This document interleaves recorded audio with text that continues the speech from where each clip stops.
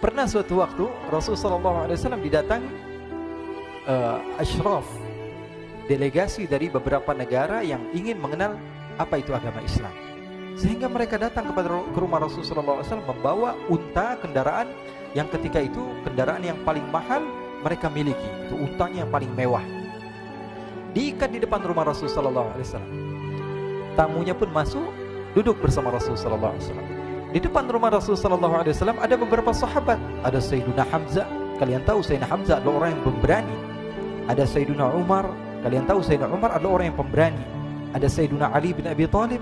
Ada Sayyiduna Sa'ad bin Abi Waqqas. 4 sahabat ini lagi nongkrong gitu depan rumahnya Rasulullah SAW. Berjaga sebelum Allah Subhanahu wa taala turunkan ayat wallahu ya'simuka minan nas. Ketika mereka sedang asyik duduk, tiba-tiba Nuaiman datang. Ini Nuaiman kalau datang pasti bikin sesuatu yang aneh. Bahkan dikatakan tidaklah Rasulullah SAW dalam keadaan bersedih, kecuali Nuaiman datang Rasulullah akan tersenyum. Jadi sebagian sahabat itu senang kalau sudah Nuaiman datang, pasti Rasulullah bahagia. Tapi ketika itu Nuaiman datang, ingin duduk bareng-bareng Sayyidina Hamzah. Sayyidina Hamzah katakan kepada Nuaiman, bercanda begitu. Nuaiman, kamu lihat unta orang datang dari luar Arab ini. Lihat, kata Nuaiman, ini besar banget, ini badannya besar gitu. Dagingnya pasti banyak. Iya, ini kalau kita sate enak nih ntar malam. Kata Nuaiman. Kata Sayyidina Hamzah, apakah kamu berani? Kata Nuaiman, saya berani aja asal kalian gak bilang sama Rasulullah. Kata Sayyidina Hamzah, benar wahai Nuaiman, benar kan? Akhirnya Sayyidina Hamzah lupa masalah itu, cuma bercanda-bercanda saja. Sayyidina Hamzah lagi asik sama Sayyidina Umar, Sayyidina Ali. Tiba-tiba apa? Ternyata ketika dia melihat unta tersebut sudah pisah antara kepala sama badannya. Nuaiman mengatakan, wahai Hamzah, ini unta saya sudah potong, saya mau pergi sebentar. Kalau Rasulullah cari saya, tolong jangan beritahu di mana saya. Nanti kalau keadaan sudah aman, mari kita nyate bareng-barengan. Ini ada yang seperti itu di zaman Rasulullah SAW.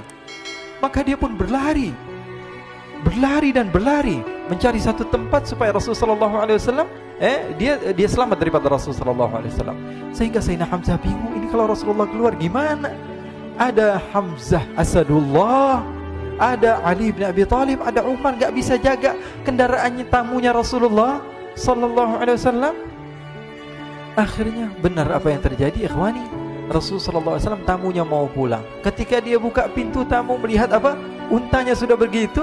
Mereka teriak, wa naqata, unta kami wahai Muhammad.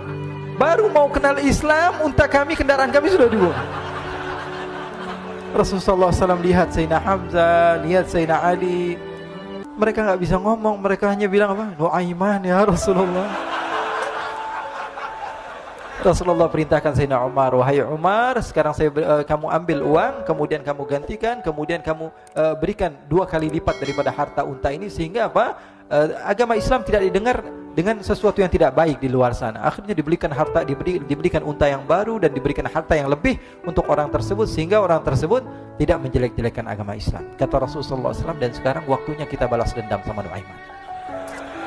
Nuaiman ternyata berlari tempat yang jauh sampai hampir keluar dari kota Madinah. Dia dapatkan seorang sahabat Nabi yang hadir juga dalam peperangan Badar, namanya Al-Miqdad bin Al-Aswad. Siapa namanya? Al-Miqdad bin Al-Aswad ketika itu sedang menggali sumur. Ketika sedang menggali sumur, Nuaiman datang.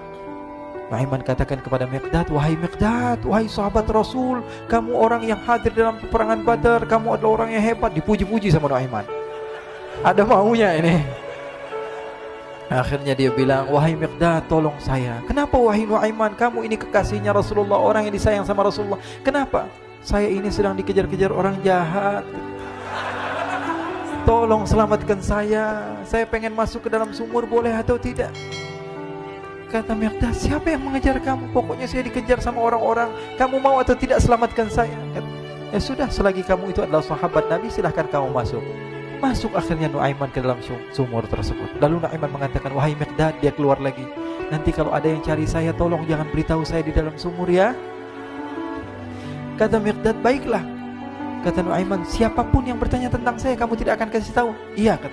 Walaupun Rasulullah yang tanya saya. Katanya, enggak mungkin Rasulullah datang ke tempat sejauh ini. Iya, walaupun Rasulullah. Akhirnya masuk Nuaiman. Setelah beberapa menit Rasulullah dan rombongan benar datang. Miqdad bingung ini. Ini kenapa Rasulullah datang ke RW kami ini? Ada apa ini Rasulullah sampai sejauh ini? Ditanya, ya Rasulullah, ada apa ya Rasulullah? Kata Rasulullah, saya cari Nuaiman. Di mana Nuaiman? Inna lillah, kata Miqdad. Nggak dijawab ini Rasulullah. Kalau dijawab saya ingkar janji. Akhirnya apa dia katakan? Wahai Rasulullah, mata saya tidak memandang kepada Nuaiman, tapi tangannya nunjuk ke dalam sumur. Sahabat.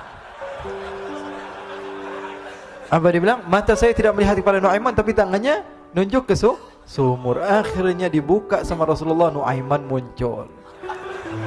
Kata Rasulullah, Nuaiman, kamu bikin malu saya, wahai Nuaiman.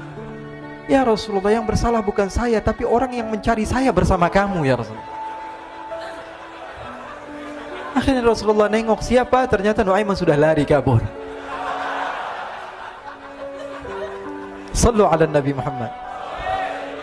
Kisah-kisah seperti ini sebenarnya banyak sekali, ya. Ini menunjukkan kepada kita bahwa kehidupan Rasulullah itu begitu indah. Rasulullah SAW, kalau kamu mau menjadi orang yang baik, contoh Rasulullah.